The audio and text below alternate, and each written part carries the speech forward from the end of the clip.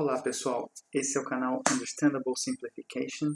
Meu nome é Rafael Basílio. Se você gostar desse vídeo, deixe um like, compartilhe e se inscreva no canal. Vamos lá pessoal!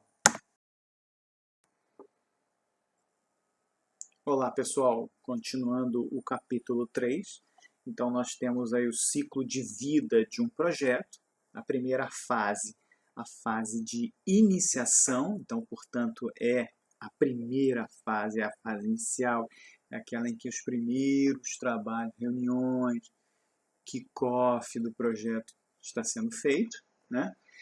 Então, a gente tem também, quando temos uma necessidade identificada, ela é transformada de maneira estruturada num problema com as suas devidas especificações para ser tratado, né? Então esse problema vai ser tratado agora diante de uma metodologia um pouco mais estruturada, e esse projeto visa resolver esse problema. Missão e objetivo são aqui nessa fase definidos, de modo que se saiba para onde caminhar, o que fazer, como fazer. Os documentos iniciais também, os padrões, o que será seguido vai ser feito nessa fase. E o nível estratégico também aqui, né? As estratégias são identificadas e solucionadas. Então, são feitas também... A quantidade de reuniões é muito significativa nessa fase, justamente para que isso tudo seja definido. A fase de planejamento, que é a responsável pelo detalhamento de tudo que vai ser realizado, no sentido de almejar o que será feito, no sentido de especificar o que será realizado. Então isso inclui cronograma, interdependência entre as atividades, quais são os recursos que serão alocados, a própria análise de custo, porque o projeto tem o seu payback, e de modo que o planejamento não venha a falhar após a constatação do término do projeto. Então, um projeto bem planejado, normalmente ele acerta as estimativas, seja para mais ou para menos, mas com a tolerância pequena ele consegue um acerto dentro de uma determinada faixa aceitável de resultados. O plano de escopo, tempo, custos, qualidade, recursos humanos, comunicações, riscos e aquisições são, então, desenvolvidos, né? Ou seja, as grandes áreas, incluindo agora aí pela revisão do livro de gerenciamento de projetos, né? A questão das partes interessadas, né? Então tudo isso faz parte, ou seja, esses planos dessas grandes áreas de gerenciamento de projetos são feitos na fase de planejamento. Já a fase de execução, ela normalmente concentra ali a maior parte dos esforços, há um grande volume de atividades a serem empreendidas e já começa a haver a materialização daquilo que foi planejado, de modo que o que foi planejado tem que ser obtido.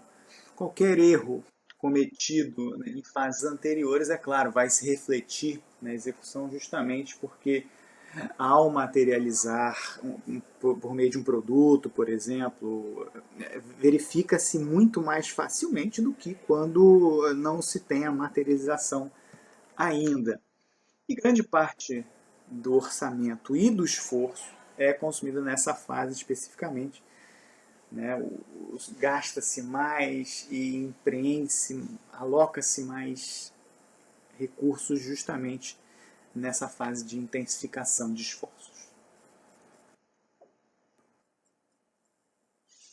No monitoramento e no controle, né, os dois fazem parte dessa fase. normalmente essa fase ela ocorre em paralelo a todas as outras, em algum momento. Ela inicia-se lá no finzinho da iniciação e ela finda exatamente no fim do projeto, né? Em todas as etapas, sejam elas de planejamento e execução, o monitoramento e controle tem que ser realizado, né? Então, o objetivo também é acompanhar e realizar um determinado controle naquilo que está sendo realizado, de modo que se consiga obter o que foi especificado pelo cliente, não, nada mais, nada menos, né? Então, verificar em tempo real, né, eventuais possibilidades de correções, mudanças, ações no sentido de direcionar para exatamente o que o cliente solicitou. Isso tudo num curto espaço de tempo, é óbvio, cada segundo importa, de modo que a gente tenha sempre condição de normalidade e sempre o ajuste à rota. O ajuste à rota que eu menciono aqui é de estar sempre alinhado à obtenção do que o cliente solicitou. Nada mais, nada menos do que uma comparação do status atual do projeto com o status previsto pelo planejamento, ou seja, é verificar se o que está sendo executado é o que foi planejado e tomar, né, eventuais ações no sentido de corrigir a rota se estiver incorreta ou de manter a rota se ela estiver realmente rumando para o sucesso do projeto.